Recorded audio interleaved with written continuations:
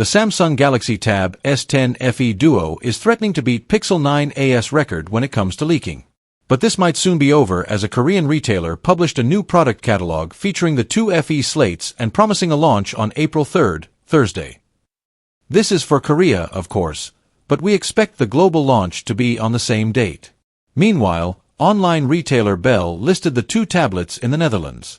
The Samsung Galaxy Tab S10 FE Wi-Fi is €580 for a 128GB model and €630 for a 256GB unit.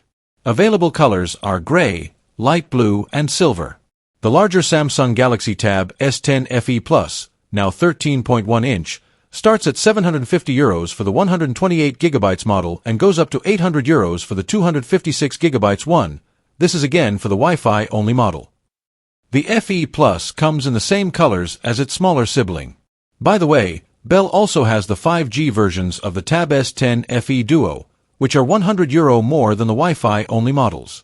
Here's a quick recap of the specs. The two tablets will have 10.9-inch and 13.1 IPS LCD displays with 90Hz refresh rate, plus 8,000 mAh and 10,090 mAh batteries, respectively, both with 45W charging support.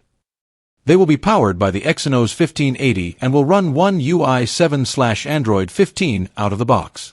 As a recent leaked image highlighted, the two tablets will be extra thin, going down to 6.0mm. The Tab S9 FE Duo was at 6.5mm.